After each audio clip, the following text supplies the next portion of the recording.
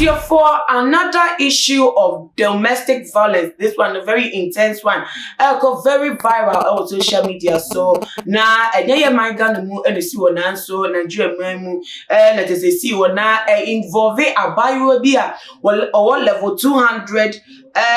university and the Niger Delta University Bayelsa State. I don't know, I want Nigerian memo. Now, according to a year in Chimukakra, this story no echino ediabano, echira, abayo ni din edit Jennifer,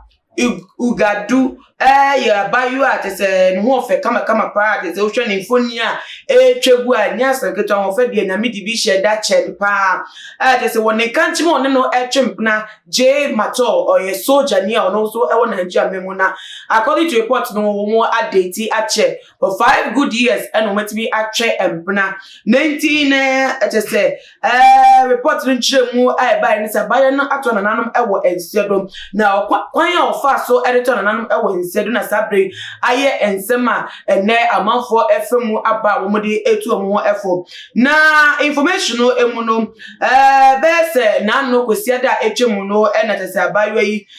omo susu a ne boyfriend J Mato yi kwasra no ewo eye ni hostel apartment mu eno no ebe school bia no ewo no na you for okọ wono no wo share the look of the room as the police for kopie mu ahwemu a that say to kwakoso kakra na akwese argument bi ewo ho say wo ba no be ma no susu say wo chiti ewo ne so na cheating allegation no na say won komodie no na anko yemete ho asema no me so a enu ntino eya brate so yeso jeni no onim say na ekuta akodie no okura akodie ntino wo bo abayo no etu owie no sa repeat no sa edisika wo won by heart etecha eye nensa nikoko komotino sininsa sumo twafi so say ne phone na abayo no eyisu no wode beye say tamprinted ntino be yisu kokomotino say we yisu abayo no phone no dey go through ne messages awodo no wa hwe ne daily routine na we ye on the social media platforms so na eno echi na say wo wie ye na odi djuma ni wie ye no wo fa abayo no phone wo posti e wo group mu ye abayo no e wo WhatsApp say we ku na wie we kunu na fe ono so ko bebi no do akobo no adwa ho na so no so ekunu ho na enu echi no yes I on WhatsApp o wi no sako abayo no Facebook page ono ko dia message wow de chira mansa nya say abayo no wo kunu enti abayo na to na no so ni to wo mo care to know no wo mo sha se ensunu answer dey record the Facebook message no emu ka na busa for me ka mo say yensem yi aye de sumu no me ko bi boy chido ma de sumu el charge herbal center wo say fa ka e ensumu say wo ya rebi e wo so say na sifate bi say wo na mani o ya rekran kro hu bi ka put ena ni wo di sa ensu bi ha bi enwenwen fenchi enkwechire say say dey fabro ma so ye no mutimi so ano e fama wo mo dan so mai akra ha ena bi emu so no wo mo say e watermale no wo northern region wo mo na message so na etwegu awasent bi a wo bi abetimi afa no afrom no from so e te pa so meje wo so na emwa bi a se fata bia no wo mo da do na wo so abraba wo bo no we CPA sita e wo manya nije aba obra e de akọ enkan na ebusafo ye free e enkan bo no eso ne nwura ensem no emu ebiem J Jackson ebiem so no yesafa no J Matol ono ene abayua Jennifer ne boyfriend as abre we di ni dem ekunu ya channel kwaso edisi transfer asase so na ensem ode ko to ni Facebook page so enye o say tribute to Jennifer Ugadu. With tears in my eyes I type. While I am typing,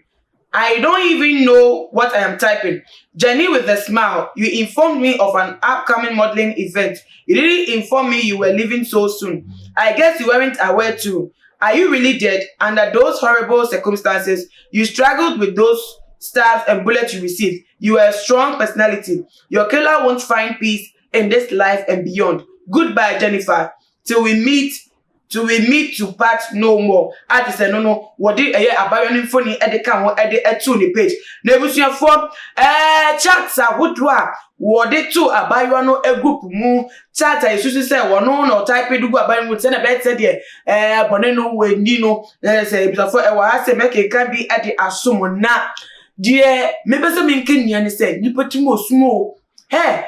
say ye ka say stro de obenwa enya grow penifo no mo nimdie wonyansa eto mutu safo because wo mo aka se mundo mo ni to fo mu se nipa always one so nipa man nipa wan ye hu a nipa betime du dem a we mu no wani tiemu krapo na wontimi nyiri se nipa wa yonko nipa do ben wo do wo de osusu se nka bibie mu nkota ochi na nka wodi usa abone no na bizafo ye hye ne message se na eda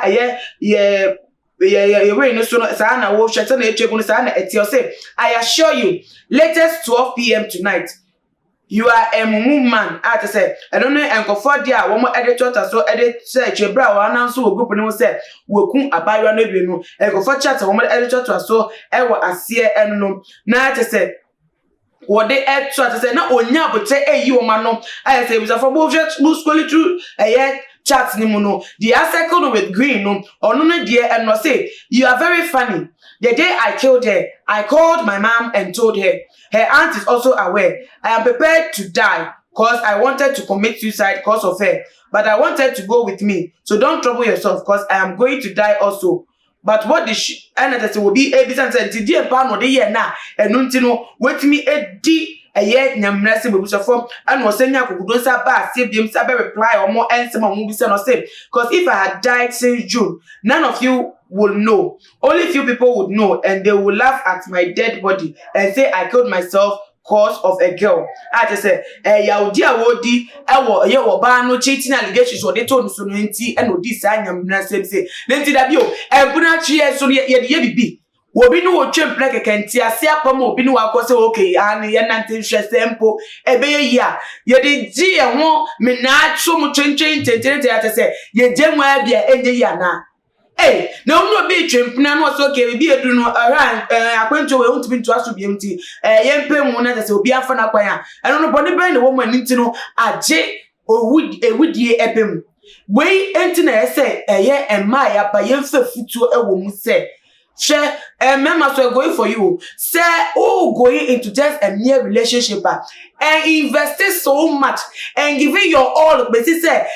do be person na anko ya na fe dia kwete there we give you all yourself into one who say there without that person who to me live on who to me okay be say no an say wonku hu ana undi ewu asa na wetimi enya ho enti ase hede akowie wo bi a wo adwuma wo military mu a wo ye wadwuma na obi su ko university no benya ne career be ne dwuma na se wetimi etwa ne nkwaso saa keke I say for no good reason. And some ye de chile de be from my body and the best some our video so until so maybe I bedroom yet match chimu a bedroom also tears be our phone na se be a so call and to us no more than fa some ye our comment section be no share video way on all the social media platforms. Follow ℂhéating on Instagram, Twitter so at ℂhéating_, Facebook ℂhéating. Most of fun na ama uzane na mtrat me so eje wo chia me na me ya do my best sign eje share be my crown ya bye bye.